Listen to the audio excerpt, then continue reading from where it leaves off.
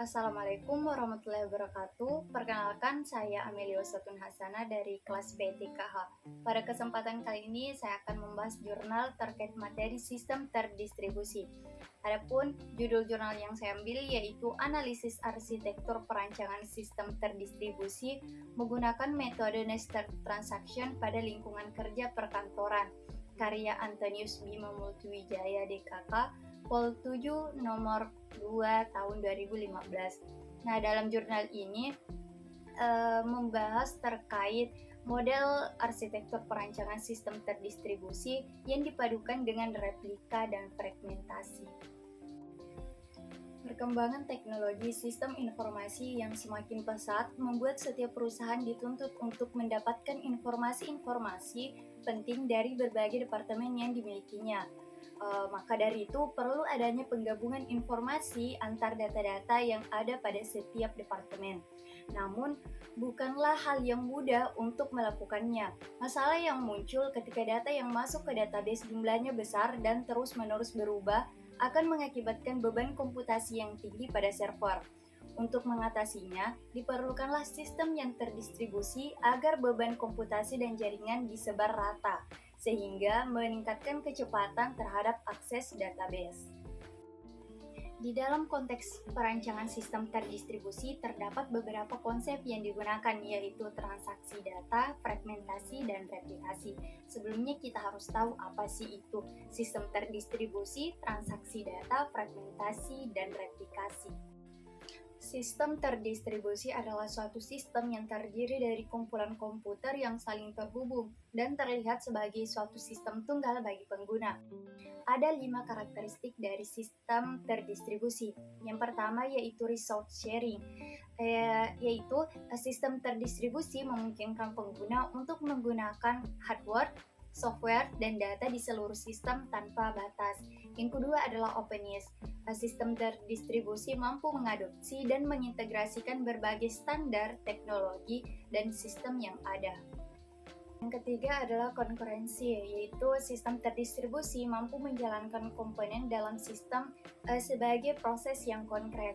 Yang keempat adalah fault toleransi, yaitu sistem terdistribusi mampu menangani secara tuntas segala macam kesalahan-kesalahan yang mungkin terjadi. Dan yang terakhir adalah transparansi, yaitu kemampuan sistem untuk membuat sistem terlihat sebagai satu kesatuan monolitik bagi pengguna dan bagi programmer. Nah, selanjutnya adalah transaksi data. Ada dua, yaitu nested transaction dan flat transaction. Yang pertama itu adalah nested transaction.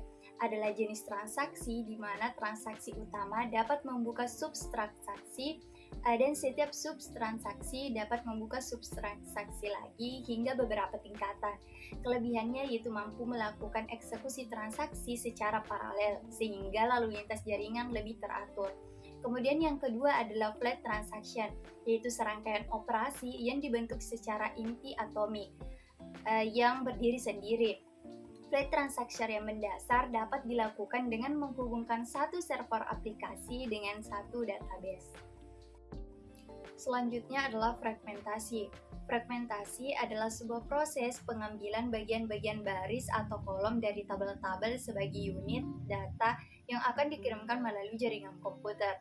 Nah, fragmentasi ini terbagi menjadi dua, yaitu fragmentasi horizontal dan vertikal.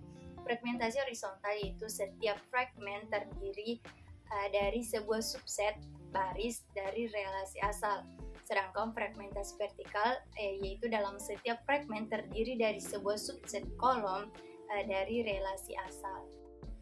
Selanjutnya adalah replikasi. Replikasi adalah metode yang digunakan untuk membuat salinan data, pendistribusian data, dan objek database dari satu database ke database lainnya, serta menjaga konsistenan data melalui sinkronisasi antar database.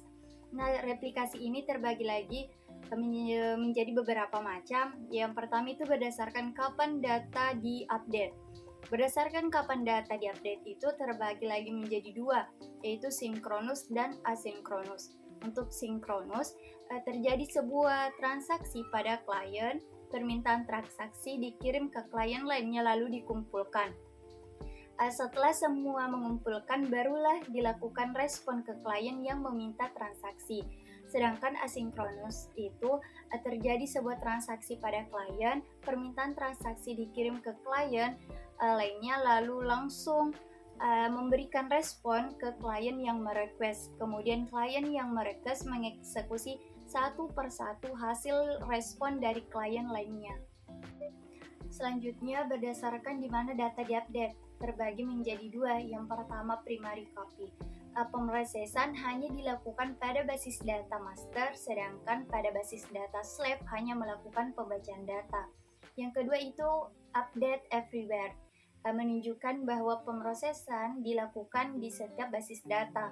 Proses pengubahan ini dapat dilakukan di setiap data yang ada. Nah, dalam jurnal ini menyajikan 4 model-model perancangan arsitektur sistem terdistribusi. Untuk model pertama bisa kita lihat pada gambar, terlihat bahwa akses data ke bagian back-end dan front-end perusahaan dilakukan melalui server yang berbeda, sehingga terjadi pemisahan komputasi ke dalam dua tempat yang berbeda. Mainframe bertugas hanya untuk mengirimkan data ke database anaknya. Dengan pemisahan ini, waktu tunggu dalam mengakses data dapat berkurang. Untuk meningkatkan performanya dapat dilakukan dengan replikasi database. Selanjutnya, model arsitektur sistem terdistribusi yang kedua. Nah, pada gambar di arsitektur ini, bagian front end juga dipisahkan menjadi sub-sub bagian, yaitu ada server transaksi 1 dan server transaksi 2. Sehingga pada saat server transaksi 1 sedang sibuk, maka dialihkan ke server transaksi 2. Selain itu, ini juga bisa dilakukan pemisahan berdasarkan fungsionalitasnya, seperti penarikan uang dan pengiriman uang pada industri perbankan. Secara sederhana ini dapat disebut sebagai nested transaction karena proses berjalan secara paralel. Contoh arsitektur model 3 ini sama dengan model arsitektur kedua, namun server utamanya tetap server transaksi 1 dan server transaksi 2 hanya sebagai pembantu. Nah, dalam proses yang terdistribusi ini mempunyai kelemahan, yaitu dalam melakukan sinkronisasi data memiliki tingkat kesulitan yang tinggi karena database terbagi-bagi pada server yang ada. Untuk mencegah terjadinya komputasi terpusat yang mengakibatkan bottleneck effect pada sistem ini, maka dilakukanlah pemisahan atau pendistribusian sistem yang dilihat dari banyaknya pengguna dan kebutuhan. Dan yang terakhir yaitu model keempat, merupakan model yang menggabungkan fragmentasi database dengan replikasi untuk meningkatkan efektivitas komputasi. Pada model ini, database front-end dan back-end dipetakan secara terpisah melalui fragmentasi untuk menghindari interferensi antar keduanya. Fragmentasi data pada bagian back-end berisi tabel-tabel yang terkait dengan proses back-end, sedangkan fragmentasi lainnya berisi tabel-tabel yang berkaitan dengan proses registrasi dan transaksi. Untuk menampung transaksi, terdapat dua database yang pemetaannya menggunakan replikasi, yaitu database replikasi transaksi yang terhubung dengan server transaksi 1 yang menangani proses registrasi. Dengan demikian, saat terjadi pengalihan transaksi dari server transaksi 2 ke transaksi 1, data dapat dikirimkan ke database replikasi transaksi terlebih dahulu sebelum dikirimkan ke database transaksi utama.